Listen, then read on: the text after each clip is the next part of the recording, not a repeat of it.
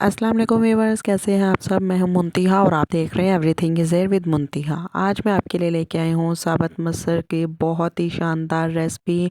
आज हम बस फ्लेवर की बात करेंगे और कोई बात नहीं करनी, हमें मसर का फ्लेवर चाहिए और इसका एक मज़े का फ्लेवर कैसे आएगा, इसका टेस्ट कैसे डेवलप होगा, ये मैं आपको आगे जाके बताऊँगी। तो आपने वीडियो को पूरा एंड तक देखना है, एक भी स्टेप को मिस नहीं करना। मसर बनाने के लिए मैंने 1 पाव मसर लिए हैं और अदरक लहसुन लिया है। मैंने साबुत ही लहसुन लिया है और अदरक को भी मैंने मोटे पीसेस में कटिंग कर लिया है और क्योंकि हमने इसको ग्राइंड कर लेना है। एक मीडियम साइज़ का मैंने प्याज लिया है, इसको बारीक कटिंग करके रख लिया है और एक मीडियम साइज़ का टमाटर है और 6 से 7 हरी मिर्चें हैं। और जो हमारे चीज़ है इसमें स्पेशल हमारी रेसिपी की, वो है दूध। दूध आगे जाके क्या कमाल दिखाएगा, ये आपको आहिस्ता आहिस्ता पता चलेगा। हम अपने मसरों को बहुत एक मलाई की तरह रेडी करेंगे। तो बिस्मिल्लाहिर्रहमानिर्रहीम, मैंने अपना प्रेशर ले लिया है। प्रेशर के अंदर मैंने 2 खाने के चम्मच ऑयल शामिल कर देना है और फिर इसके अंदर मैंने अपना प्याज डाल के इसको लाइट ब्राउन होने तक फ्राई करना है। साबुत मसर को जितना मर्ज़ी एक्सपर्ट भी पकाएगा ना, तो उससे मसाले साबुत रह ही जाते हैं। तो आज मैं आपको इसकी टेक्निक बताऊंगी कि हमारे मसरों के अंदर कोई भी मसाला भी नज़र नहीं आएगा, बस एक सॉफ्ट सा इसका टेक्सचर होगा। तो इसके लिए हमने प्याज को थोड़ा सा गोल्डन ब्राउन करना है।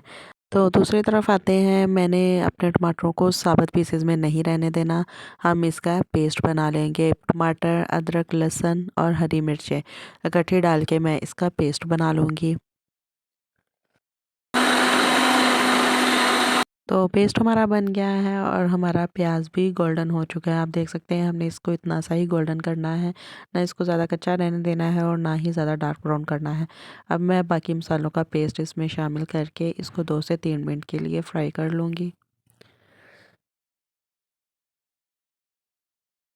3 मिनट हो चुके हैं, इसको ज़्यादा फ्राई नहीं करना। अब इसके अंदर खुश्क मसाले जाएंगे। 1 टेबलस्पून इसके अंदर नमक शामिल कर देंगे, हाफ़ टेबल स्पून दादड़ मिर्च शामिल कर दूंगी और 1 टेबलस्पून ही इसके अंदर सुरख मिर्चें डाल देंगे पिसी हुई और हाफ़ टेबल स्पून इसके अंदर हल्दी शामिल कर देंगे। अब इन चीज़ों के साथ हमने इसकी 4 से 5 मिनट के लिए भुनाई कर लेनी है। आप यहाँ ही देख सकते हैं हमारा मसाला कितना सॉफ्ट है और अब हम इसकी अच्छे से भुनाई कर लेंगे। तो इसकी भुनाई कंप्लीट हो चुकी है, 3 से 4 मिनट लगे हैं और इसकी भुनाई हो गई है। आप देख सकते हैं हमारा मसाला कितना ज़बरदस्त है, ऑयल हमारा अलग हो गया है। अब इसके अंदर हम अपने मसर शामिल कर देंगे। मसरों को मैंने अच्छी तरह से वॉश करके रख लिया था, इसमें मसर डाल देंगे और मसरों के साथ ही इसके अंदर मैंने दूध शामिल कर देना है। दूध को हमने प्रेशर लगाने से पहले इसमें डालना है। दूध डाल के मैं इसको 3 से 4 मिनट के लिए इसी तरह पकाऊंगी। ज़्यादा नहीं हम पकाएंगे क्योंकि हमारे मसर हार्ड ना हो जाएं। ऑयल के अंदर अगर फ्राई करें तो वो और तरह की लुक उसकी आ जाती है, तो इसलिए हम इसको थोड़ी देर के लिए इस तरह पका के बाद में इसके अंदर पानी शामिल कर देंगे। 3 से 4 ग्लास इसमें पानी डाल के मैं इसको प्रेशर लगाऊंगी। तकरीबन 20 से 25 मिनट का प्रेशर लगाना है। 4 ग्लास मैंने इसमें पानी डाल दिया है। अब इसकी अच्छी तरह मिक्सिंग करके मैं प्रेशर लगा दूंगी 25 मिनट का। तो 25 मिनट हो चुके हैं। अब मैं अपना प्रेशर ओपन करके देखती हूँ कि हमारे मसाले गल चुके हैं कि नहीं। तो माशाल्लाह से ये तो बहुत अच्छी तरह से गल गए हैं और मुझे नहीं लगता इनको मज़ीद पकाने की ज़रूरत है। ये तो प्रेशर के अंदर ही बहुत अच्छी तरह रेडी हो चुके हैं।